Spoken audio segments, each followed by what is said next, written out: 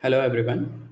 So in the last few classes, we learn about contiguous memory allocation, and we have fixed size memory allocation and the variable size memory, in which we have seen different method of the allocation. Now, in the continuation of that, in the continuous memory allocation, if will be done, so how the address translation will be take place when a CPU generates the logical address. So, as I told you, the CPU generates the address, which is a physical logical address, and this particular logical address is for the secondary memory, which is your hard drive. Now we know that the CPU directly interact with the main memory, okay. So the thing is that actually the problem is the CPU doesn't know about the main memory. That will happen actually. So CPU don't know that is there any main memory exist. Second thing, the CPU will, if you will know that the main memory exists. Second thing, if they will generate the address, then it is very difficult for the CPU to keep all those addresses. The reason is, whatever process or whatever program will be stored in the secondary memory is for the permanent basis, right? It will be stored for a longer period of time. But in the main memory, whatever will store, it is a volatile memory, and it will not be in a longer time. So in that perspective, the CPU always generate the logical address, and this logical address is for the secondary memory. Let's assume that we have the secondary memory, and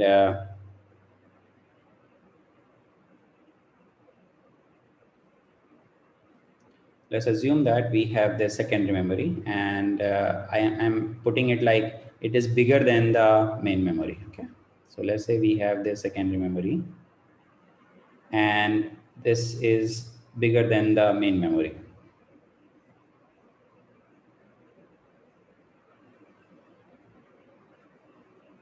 Why we are not directly taking the data from here is because the accessing time of the secondary memory is very high. Why? Because the length of the secondary memory is high.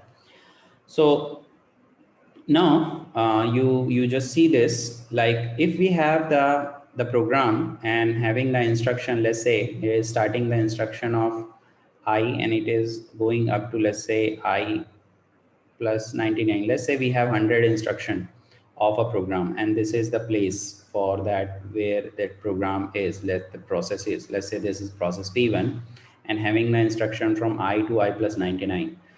And this particular instruction I am putting into the memory. So let's say I am putting into the memory from here to here, in some places from here to here. Let's say this is the ith instruction, the first instruction, and this is the last instruction here for the process P1. Okay. And we know that in the continuous memory allocation, we get the continuous memories here, or continuous allocation of memories here, right? Now, as I told you, CPU always generate the logical address. So it is generating the logical address. So let's say it want to access the address number, let's say the 60th instruction it want to address.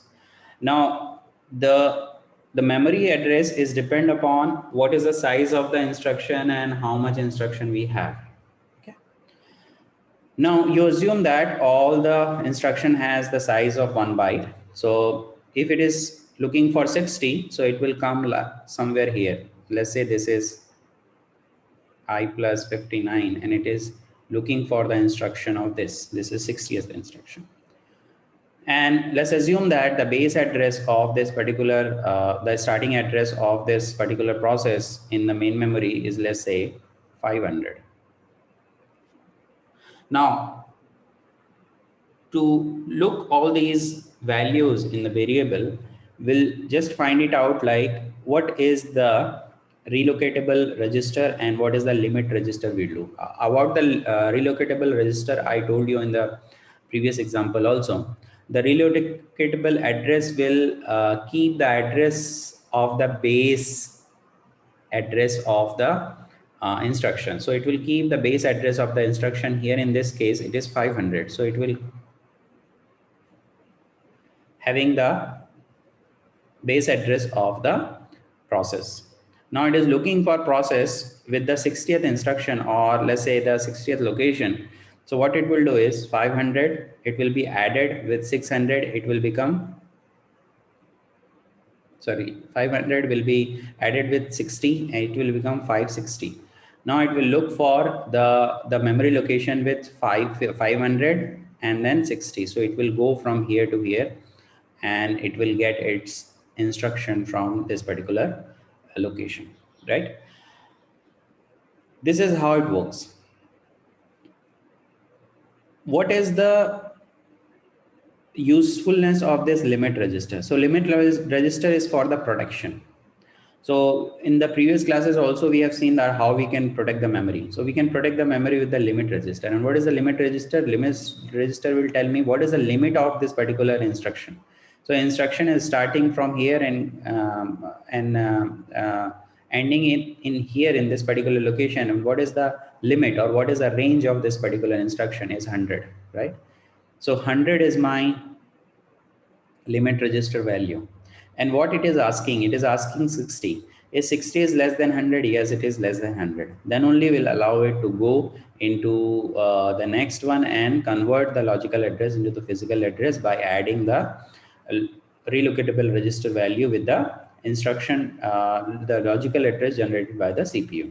And whatever value it will get, this value will be fetched and given to the CPU.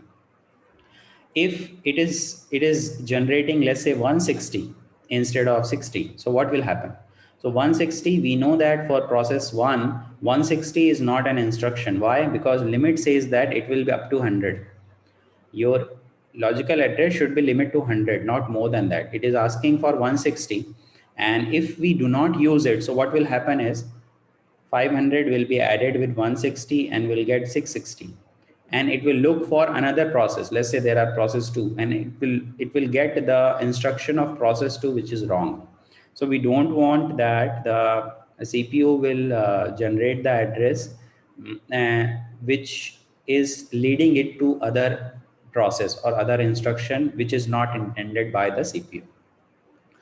So the limit register will help to give the protection to the memory so that the wrong instruction will not be fetched from the memory, right? Now about this register, I told you about the base register and the limit register, right? So all the registers are the part of the CPU, and in the CPU there is the instruction, there is the values which is stored in the limit register. So in the limit register knows that this is the limit of a process. Let's say the process is of 100 instruction long, or the process is of 100 byte. Another process is of 200 byte. Another process is of 300 byte. And relocatable register is nothing but the taking as a base register, which will hold the base address of the memory from where the process is being stored. So these values should be there with the CPU, and it is generating it, and after that it is checking it and then adding the relocatable address value to the logical address and generating the physical address. Then only it can get the data directly from the memory. And we always know the locality of reference, the concept of locality of reference, so that whenever it required the next instruction, it should be there from the secondary memory to the main memory. So that fetching in and fetching out the process is called swapping. So as this thing I told you earlier also. Let's see some examples here. So this is the whole diagram of what we have seen in the contiguous memory allocation. Address translation will be taking place. So let's assume that we have some values in the CPU, and for the process, let's say process 0, process 1, process 2, process 3, process 4, we have some 5 processes, and for that there is some limit register value and some relocatable register value. So let's say the value is, let's say 500 and 1200, Let's say the value is 275 and 550. Let's say this value is 212 and 880. Let's say this value is 420 and this is 1400. Let's say this value is 118 and this value is 2.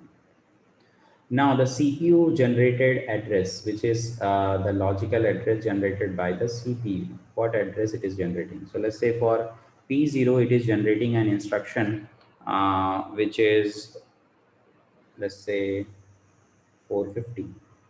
For this, it is generating, let's say, 300. For this, it is generating, let's say, 220. For this, it is generating, let's say, 450. For this, it is generating, let's say, 80. Now,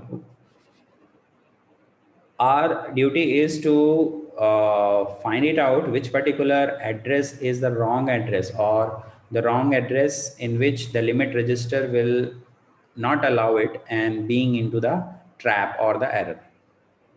So you see here it require for 450 memory location, the address, and you see here the limit register is 500. So definitely for 450 it will get it. How? 1200 plus 450 and whatever the value is will get the instruction. It is requiring 300, but the limit register says that it is up to 275 and it is requiring 300. So this will not going to be fulfilled and being trapped. Here it required 210. The limit register said it is of 212, will allow it.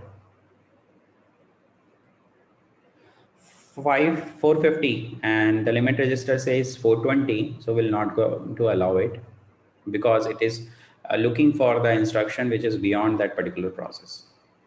Let's say this is 80 and the limit register says that it is up to 118, so this will be allowed and will be added after that 280.